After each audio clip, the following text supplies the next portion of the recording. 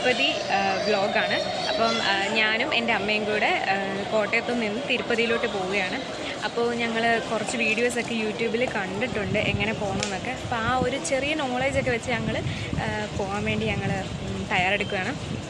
Okay, ഇതെൻ്റെ മാമനാണ്. മാമൻ ഞങ്ങളെ റെയിൽവേ സ്റ്റേഷനിൽ കൊണ്ടുവിട്ടു. ഇപ്പോൾ ഞങ്ങൾ റെയിൽവേ സ്റ്റേഷനിൽ ഇരിക്കുകയാണ്.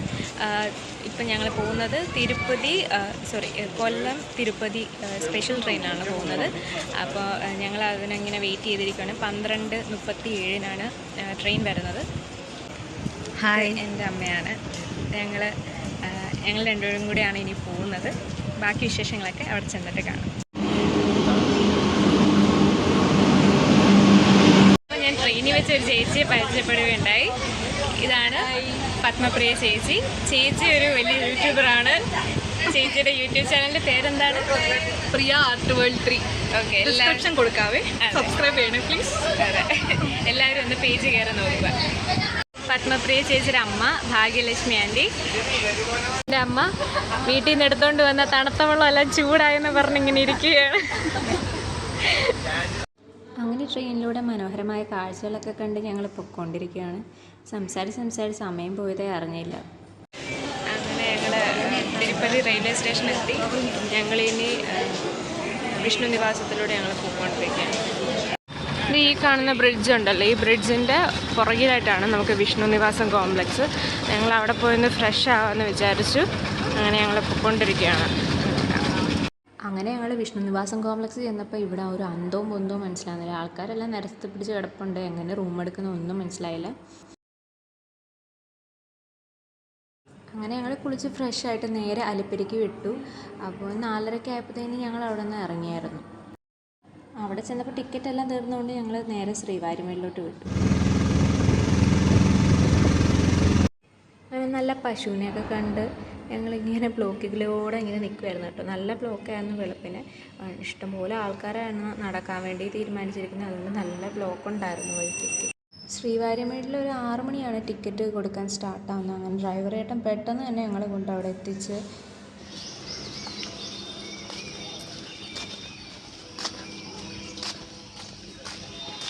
അവിടെ ചെന്നപ്പോൾ ഒരു നല്ല ക്യൂ ഉണ്ടായിരുന്നു. ആ ക്യൂ ഇടയ്ക്ക് പെട്ടെന്ന് സ്പീഡാവും, പിന്നെ അത് കുറയും. അങ്ങനെ ദിവ്യദർശൻ ടിക്കറ്റ് കിട്ടാനുള്ള ഒരു ക്യൂ ആയിരുന്നു അത്. ടോക്കൺ എടുക്കാൻ ആധാർ കാർഡിൻ്റെ ആവശ്യം മാത്രം മതി. പിന്നെ ഫീസ് അവരവിടെ സ്കാൻ ചെയ്യും. ഞങ്ങൾ പിന്നെ ലഗേജ് എല്ലാം ഒരു ഫ്രീ ലഗേജ് ഡെപ്പോസിറ്റ് സെൻറ്ററിൽ കൊണ്ട് കൊടുത്ത് അവിടെ അവർ ഈ വാനിൽ കൊണ്ട് നമ്മുടെ ലഗേജ് എല്ലാം തിരുമല എത്തിച്ചു തരും.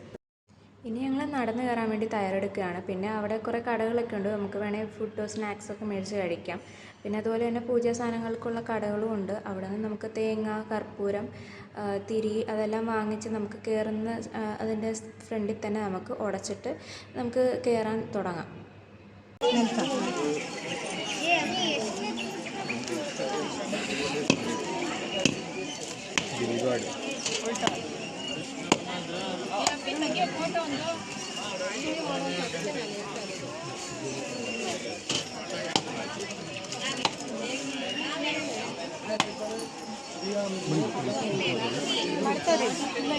అదే గట్టిగా అది పెట్టు.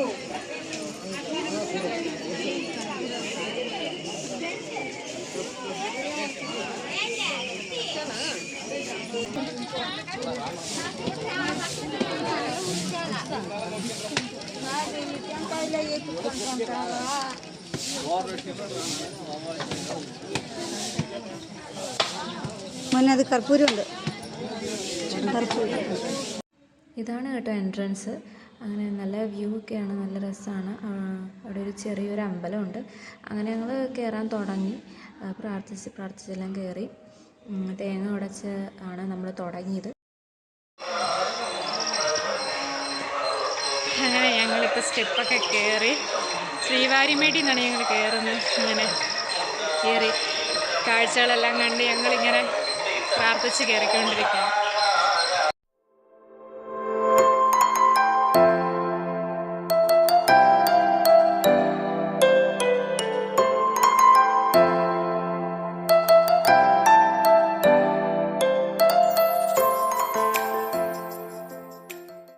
ഒരു 100-500 സ്റ്റെപ്പൊക്കെ കയറി കഴിഞ്ഞപ്പോൾ ഞങ്ങളും കുറച്ചൊക്കെ ഒന്ന് തളർന്നു.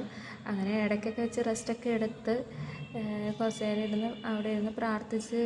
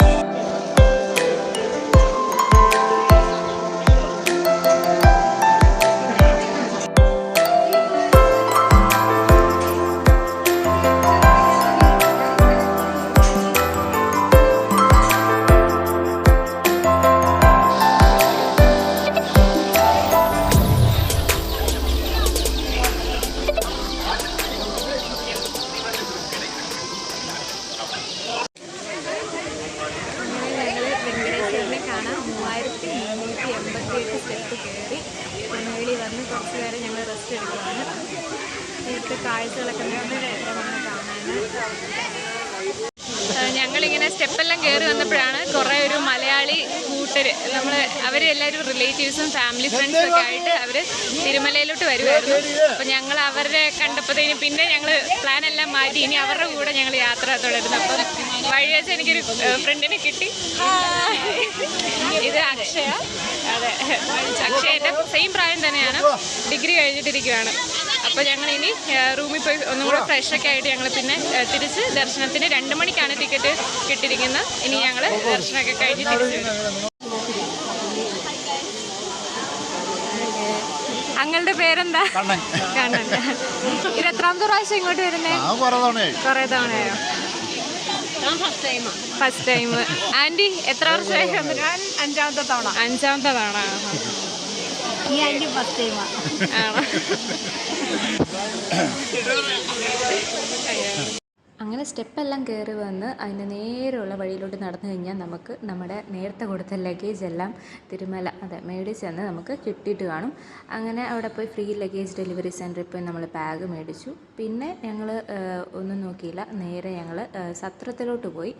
അവിടെ പോയി ജസ്റ്റ് ഫ്രഷ്നപ്പായിട്ട് ഇനി ഫുഡൊക്കെ കഴിച്ചിട്ട് ഇനി ഞങ്ങൾ ദർശനത്തിന് പോകാൻ തീരുമാനിച്ചു.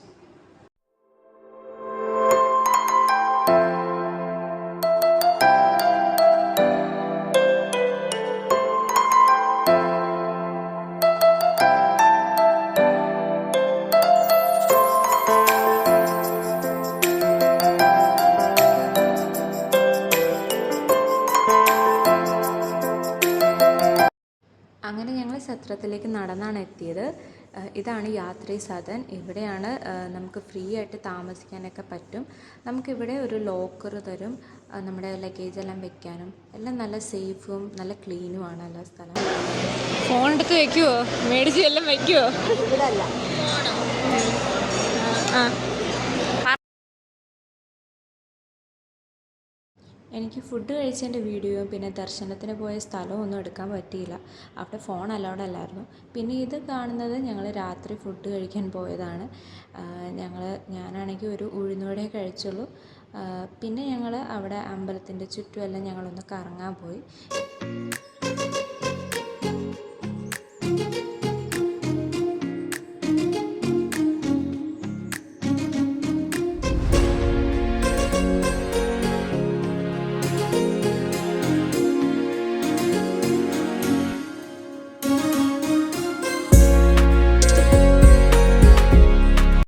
വഴിക്കിടയ്ക്ക് വെച്ച് TTD വക കുടിവെള്ളം ലഭ്യമാണ്. ഇവിടെ എല്ലായിടത്തും ഫ്രീ ആയിട്ടുള്ള വാഷ്റൂം സ്ത്രീകൾക്കും പുരുഷന്മാർക്കും സെപ്പറേറ്റ് ഉണ്ട്. അതുകൊണ്ട് വാഷ്റൂമിൽ പോകുന്നതിൻ്റെ ബുദ്ധിമുട്ടൊന്നും വരാറില്ല.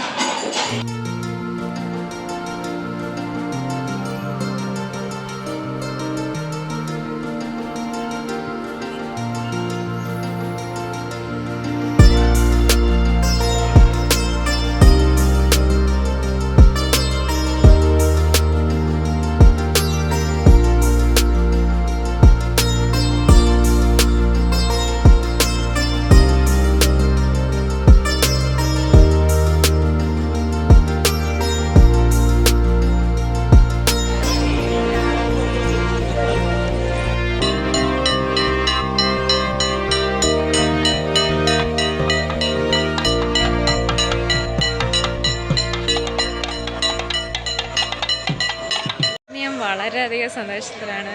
കാരണം മനസ്സിലെ കുറേ നാളത്തെ ഒരു ആഗ്രഹമാണ് ഇന്ന് സഫലമായത്. പെട്ടെന്ന് ഞങ്ങളെടുത്തൊരു തീരുമാനമാണ്. ഞങ്ങൾ ടിക്കറ്റൊന്നും ബുക്ക് ചെയ്തിട്ടില്ല. ഞങ്ങളിവിടെ നടന്ന് കയറണം എന്നുള്ളൊരു ആഗ്രഹത്തിൽ വന്ന് ഞങ്ങൾ ടിക്കറ്റെല്ലാം ഞങ്ങളിവിടെ വന്ന് അരിപ്പിരി ചെന്നപ്പോൾ അവിടെ ടിക്കറ്റ് കിട്ടില്ല. പിന്നെ ഞങ്ങൾ ശ്രീവാരിമേടിൽ പോയി ഞങ്ങൾ ടിക്കറ്റൊക്കെ എടുത്ത് ഞങ്ങൾ അങ്ങനെ കയറിയതാണ്. അതുപോലെ ഞങ്ങളെ കൂട്ടത്തിൽ യാത്രയിൽ സഹായിക്കാൻ വേണ്ടി കുറച്ച് മലയാളീസിനെ കണ്ടു. ഞാനും അമ്മയും തമ്മിലുള്ള ആയിട്ടുള്ള ഡുവറ്റ് ട്രിപ്പായിരുന്നു.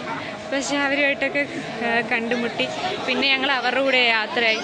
അങ്ങനെ കുറേ അമ്പലത്തിലൊക്കെ അവരുടെ അങ്ങ് പോകാൻ പറ്റി. ഭയങ്കര സന്തോഷം പറഞ്ഞറിയിക്കാത്ത അത്ര സന്തോഷം. ഒരുപാട് നന്ദി. ദൈവം ഞങ്ങളുടെ കൂടെ ഉള്ളതുകൊണ്ടാണ് ഇങ്ങനെയൊക്കെ നടന്നത്. അതിന് ഒരുപാട് നന്ദി.